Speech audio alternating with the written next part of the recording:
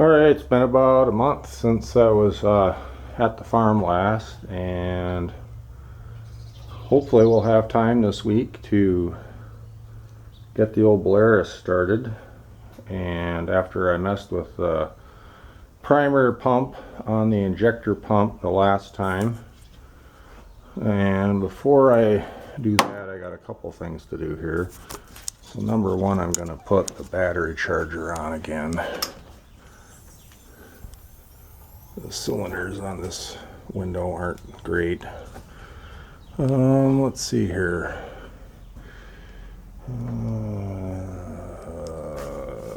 Okay. Need to plug this cord in here. Historically, there was never any electric power in this shed, and my dad always would run extension cords in here for things. That'd be catching your head on them. So one of the things I did a few years ago after doing some repairs, I had to replace all the purlins on this roof because they were all rotting. This is I replaced them with treated wood. This shed was built sometime around 1950, and it was a cheap job. There's all 1x4s, and then that old corrugated. I mean, it still leaks in here. Mostly at the seams. So you got some wet spots because it's been raining a lot here in the last few weeks. But at any rate, let's get this battery charger hooked up. We got our two giant 6-volt batteries in here. Oops, get that underneath over here. Why is that not wanting to go? Okay, what's my problem here? I thought I'd been able to get this to stretch across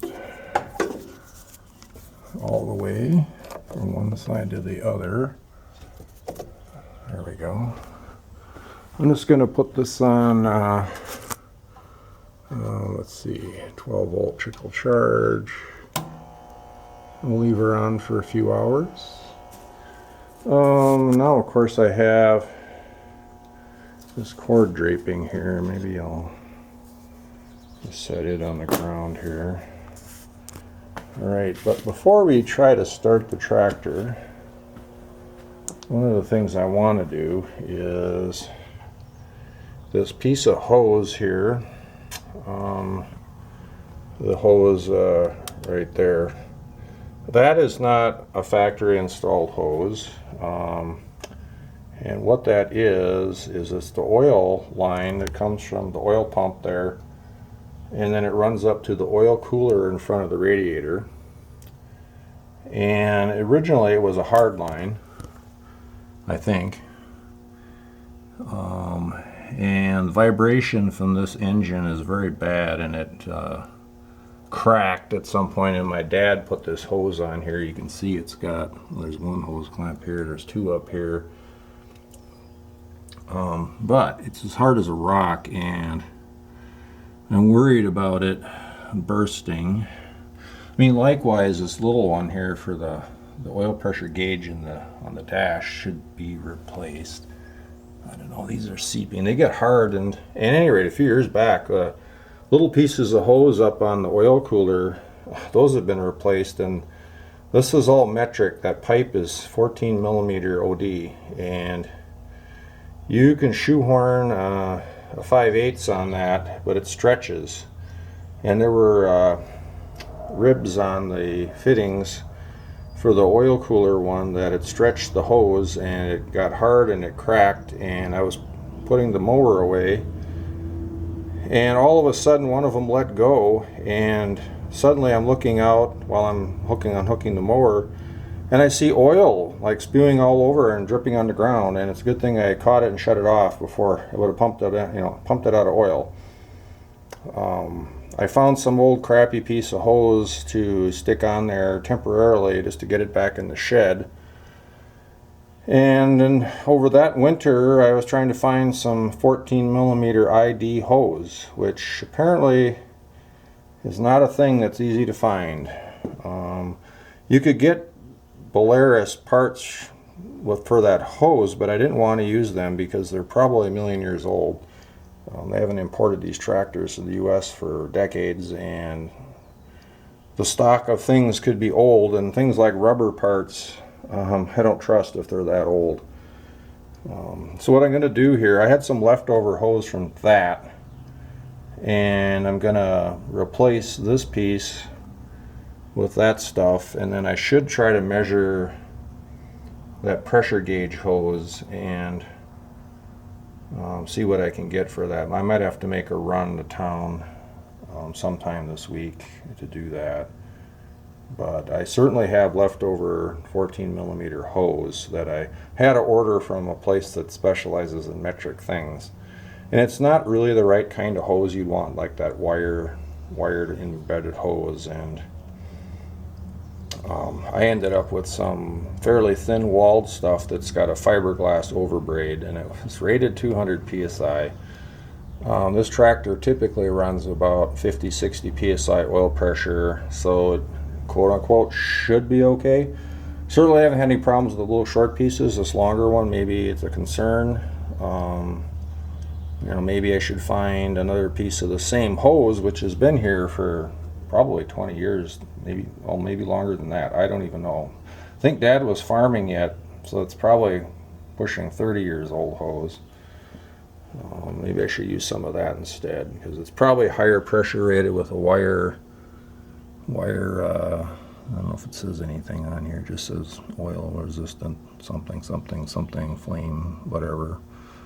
It seems like it's been seeping here though, which is why I think I should replace it.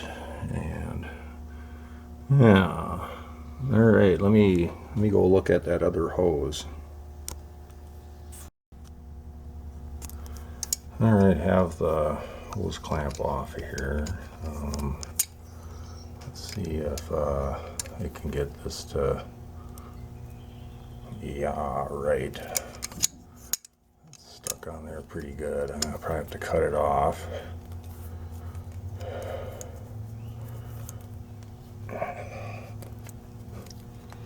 The upper end seems a little looser. That one, maybe I can get that off. But this bottom one is definitely not. Oh, there it went. Okay. Let's see if I can pull that off of there. And I wouldn't be surprised if there's oil that will drip off in the ground here.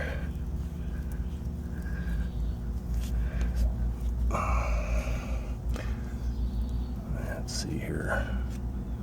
Oh yeah, see that? It's been sawed off. And then up here, this one is, I think I'm gonna have to use two hands to pull on this. All right, got the hose off on the, I'm surprised, well, so that's obviously been brazed in there, and then it's been cut off with a saw, hacksaw probably. And upper end here actually does have a little flare on it. So there must have always been a hose here. I guess maybe it was a shorter one. And then this part was like, vibrating in and out, and it broke all the time. But it's obviously been brazed up. And yeah, so I got the old hose there. And I have this hose that I got for the oil cooler lines. And you can tell it's a fairly thin walled stuff, but it has an overbraid on it. So we're going to put that on there and see how it does. This hose is probably 6 years old or something now too. Things happen around here, but we're going to put it on. It's newer than that, and go from there. I'm going to have to fit this and cut it. Should be an easy job to do. Well, hose is on. Yeah, sure that there's some hose sticking past the clamp here. I only put one clamp on up here. Because there was a nib on it, or a rib. Don't know why my dad put two on there. They shouldn't need two.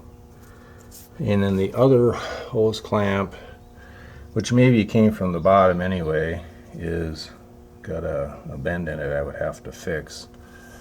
Because but this fit right on the pipe, so I know it's the right diameter. I didn't have to stretch it on, and it wasn't loose or anything. So yeah, well, hopefully that'll do the job for a while, and I'll certainly be checking for leaks or any evidence of problems. I really would like to replace this guy. This feels like it's pretty stiff, and there's vibration here. This is the oil pressure line to the gauge on the dash. Be nice to, I mean, in the gauge we could like spring a leak somewhere too, and there's a hard line that goes up under there. You know, that could suddenly spring a leak and you have some real problems. Be nice to maybe put a sender down here. I'm sure that's whatever size metric fitting that is. You could put some kind of sender here, I guess. All right, I'm gonna put my stuff away, and I don't know. I did bring the calipers. I should go measure this pipe diameter. Maybe I can find something that's findable that'll work.